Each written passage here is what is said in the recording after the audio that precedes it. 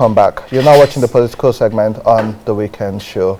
With less than 110 days to the 2023 election, most of the candidates have released their policy documents and manifestos, while some of them haven't really claimed that their manifestos are theirs, and some others are now campaigning via proxy. However, the People's Democratic Party, they have released their policy documents, a lot of it from what they had released in 2019. But we want to look into it vis-a-vis the internal crisis which they are having, and if the party is even ready for this election at the moment. And joining us we have Onoja Ilebuna, who is a legal practitioner and public affairs analyst. Good morning, welcome to the show. Thank you for having me. Welcome again to the show. Again to the show. Thank you for having me again. Onoja, your candidate, the presidential candidate of the PDP, Alhaji Atiku, has been running for president since 1993. Now he has the ticket of the PDP against the opposition, a transition year. But it looks like the PDP's biggest opposition right now is the PDP. So we'll start by asking what's going on with the PDP and 2023 elections. I like the question, and I think that it's not discussed enough when we say Atiku Abubakar has been running for president since 1993. And the reason is very simple. The problems that we face have basically, largely been the same since 1993. The scale of the problems may have differed when it was quagmire now than we were in 1993.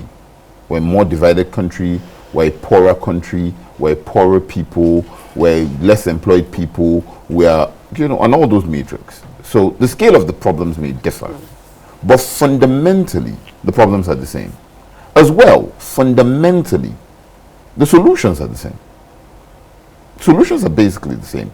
And over the course of his political career, Atiku Abubakar has shown the sort of policy consistency and commitment to the solutions that we need to resolve our problems. That's simply, if anything, that is the reason why it is a no-brainer that people should vote for him. Absolutely no-brainer.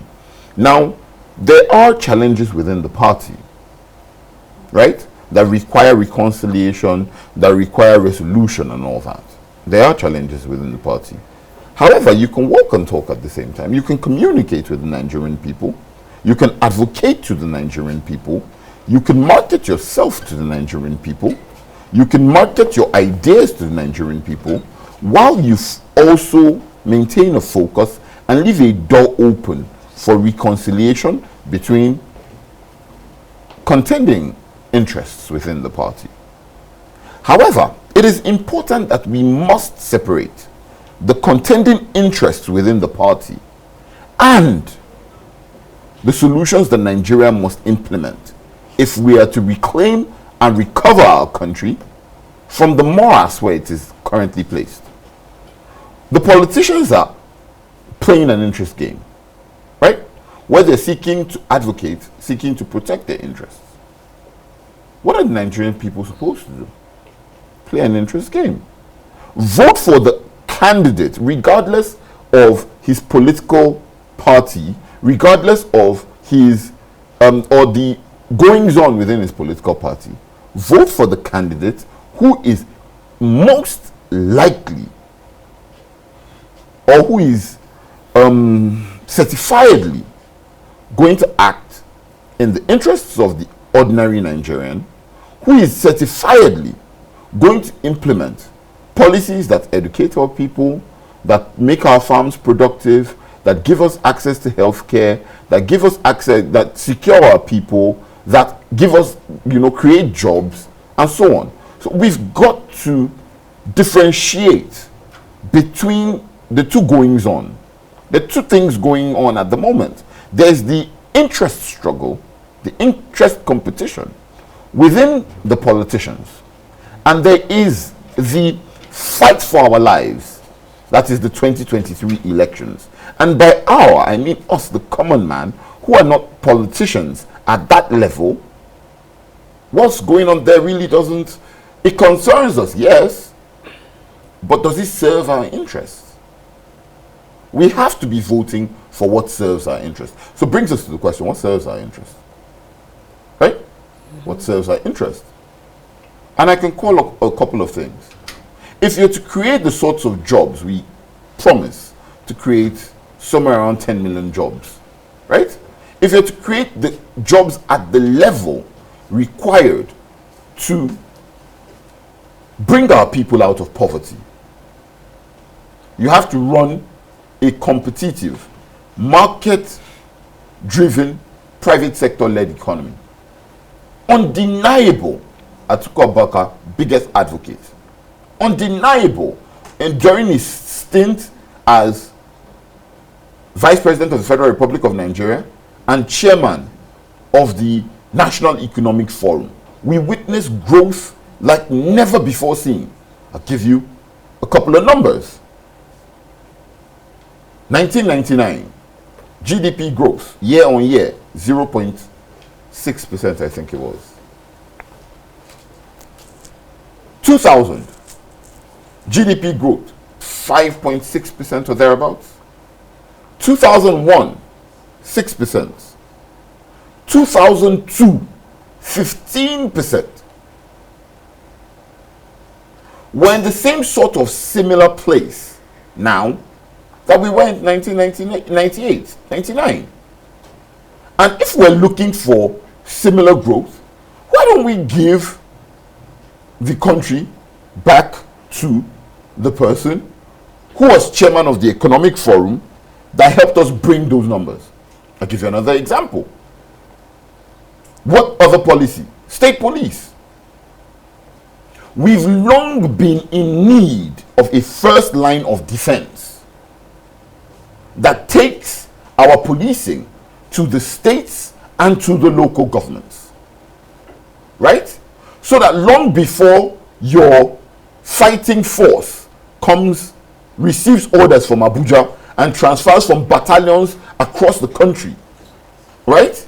You have a policing system that understands the local terrain, that understands the local intricacies, and is able to act as a first line of defense. I'll give you another example.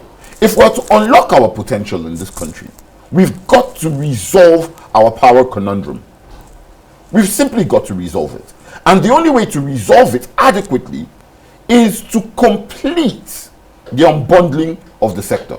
Unbundle the sector, generation. Unbundle the sector, distribution. But even if we begin to generate 100,000 megawatts of power tomorrow, your transmission system, that is the link between your generation and your distribution, simply cannot wheel out that sort of power. So you've got to explore options that see you either involve the private sector in transmission of power, decentralize the power grid. No, and it's not either or, it is, tranche. Decentralize the power grid, involve the private sector to bring in investment into the sector and ensure that you have the funding to do what you're required to do. Decentralize it so that you don't have one big grid. You can have regional grids. You can have state grids. Complete the process of the legislation required to ensure that states are able to generate, transmit, and distribute their own power. So if we look at it critically, this is what 3 solutions I've given you. Right? One last one before we move on. Devolution of powers. Biggest advocate for devolution of powers. Most consistent advocate. Dating all the way back to the 1995 Constitutional Conference. For which, remember, on the basis of his position, the late General Sani Abacha hounded him out of the country. Remember, hounded him into exile. But he's a big advocate for devolution of powers. Now, a lot of people don't understand. It's such a humongous concept. Devolution of powers. What does it mean? We are in that place where our state, our local governments are basically salary-paying centers. That's basically all they are. Most of the powers that require them, as the tiers of government closest to Nigerian people, most of the powers they require to improve the lives, welfare, well-being of the Nigerian people are domiciled with the federal government. Devolution of powers means taking those powers from the federal government, giving them to the states, giving them to the local governments, so that they can actually do the work closest to us, educating our people, of securing our healthcare, of securing our, our society, of creating jobs, and so on and so forth. At the moment, many states are unviable as is, simply because, and while this does not excuse the unviability of the states, or this does not excuse the failure of the states to do the work that is required, what this says is that if you took more powers from the federal government, one, and allied to it, take more resources from the federal government and give to the states, you have a leaner, you have a more efficient, a level of government closer to the people. And I'll end this part of, and I've spoken, I can talk, man. I'll end this part by saying, one of the things that we're also biggest about is reducing the size of government. And we're big about it without talking. This is not about, the cliches and the just talking about this without the cliches. This focuses on realizing, first and foremost, that you have far too many ministries, departments, and agencies and parastatals, many of which do the same job. One. Two, so you've got to shut a lot of them down. It's just really simple. Two, it is also realizing that you need to get government out of business. There are certain parts of our economy that the government should solely be involved in as a regulator. If we recall, in 1999, when our candidate said, sell off NNPC, there was such a hula baloo. Atiku wants to sell NNPC. Atiku, where are we now? Unviable monstrosity. Where are we now? Oil theft like never seen before. Where are we now? A government agency that simply does not contribute anything anymore to the government. All the money NNPC makes is spent without getting to government coffers. And that's how it's been all year. If we had unbundled NNPC in 2019, like my candidate suggested, we surely wouldn't be losing the kind of money that we're losing right now.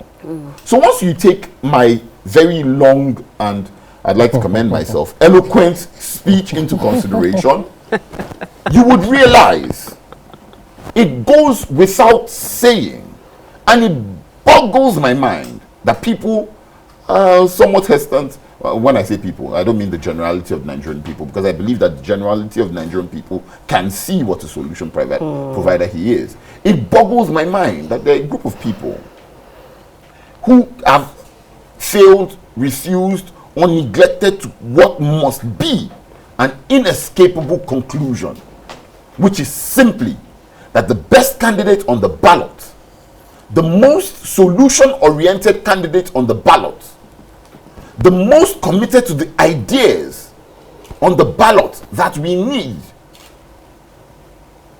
is the candidate of the People's Democratic Party, Alhaji Atiku Abubakar. Mr. Newman, I have a question for you. You've spoken about privatization and restructuring and a lot of things which His Excellency Atiku has spoken about. He oversaw a couple of these committees and privatization done during his time. How many of those companies are profitable and successful today? Fantastic question. Some of these things we never, yes, having done the privatization, the enabling legislation to support them simply never got passed. Right? So you have, let me see, Alscon, for instance. Yeah. Alscon is still boggled several years later in litigation, in flip-flopping of government policy, and is still without the framework that gives power to the states to determine what they do with the resources in the states. You need a president who understands that the who understands that the restriction on Auscon is part constitutional, and who moves for the constitutional amendment that is required to unlock that potential.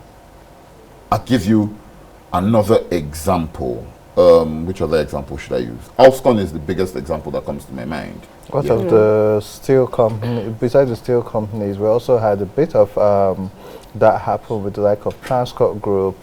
We had the disbandment of the likes of in the telco space, Nitel, where this administration claimed I would like to use Nitel as an example, and I would like Nitel as that example because I'm a Nitel baby. My father worked in Nitel for several years, so I'm a Nitel baby. I grew up knowing that organization. What did Nitel do? And thank you very much for bringing this because I'm going to tout it. It's one of my candidates' biggest achievements. Nitel at the time required the delivery of Nitel at the time 500,000 phone lines for the entire country. 500,000, remember that. Yeah? At the moment we have almost 200 million phone lines. There was no internet connectivity. Remember that. We used to go and line up at phone booths to be able to make phone calls and all that. Now everybody has got not just access to telephones, but have got an entire system of communication that enables our lives, our businesses, our pleasures, and our ability to communicate from. We'll come back to that, but Didi has a question for you while we're out of time. The vice presidential candidate for your party, the PDP, actually came out to say that the policy document, because I want us to briefly get into that, is the roadmap to the nation's success. I would like you to appraise that, the policy document, briefly. We must realize, and again, policy document. Most prepared party, quickly came out with a roadmap that says, this is our covenant with Nigerians, this is what we intend to deliver to improve the lives, welfare. And we're ready to speak and communicate with Nigerian people on the basis of that document. I mean, I'm the only one here, so I can take it. I mean, it gives me the opportunity to take an unresponded shot at the candidates of the other parties. You know, you've had the whole melee around Labour Party and the disavowalment of their policy document, and that whole, we're coming with it. This is not what you have that. You have the melee, you have the candidate of the APC who once disavowed his own policy document, then came up with the most atrocious sort of propositions to ever make the public space as a commitment to Nigerians. And you have the rather watery and uninteresting policy document of the NNPP candidate. I'll quickly highlight two things from the APC candidate's policy document before I move on. One, which must scare everybody, is the promise to create sustainers agriculture jobs for millions of Nigerian youth. And rather than advocate for a deepening of the agricultural value chain so that people can plug in from different sectors of the value chain, from seed production through to the actual agriculture, through to transportation, storage, processing, and all that. They promise to create millions of agricultural jobs. And so, let me put this in stark relief. What they mean is that agriculture for them is that we should carry our hoe and our cutlass and go to the farms. What stands out the most in your candidate's policy document? Because we're running out of time. I've already given quite a number of things. Devolution of power, private sector-led, market-driven economy, state policing, education, getting millions of children off the streets by increasing access to education and the quality of education, democratizing access to healthcare by creating a national health insurance scheme that actually accommodates millions of our people. I could go on. I think that's a good place to leave it. Because of time, we'll bring you back to continue this conversation. And I think we'll bring you back. We won't bring you back alone. We'll bring you back with other people. The last time I was here, the APC and the Labour Party representatives completely derailed the conversation. So bring me back alone. That way we're able to deep dive into what my party We'll do our best to for do that. But to our viewers at home, that's the much we can take on today's episode. This episode will be on our YouTube page. We can share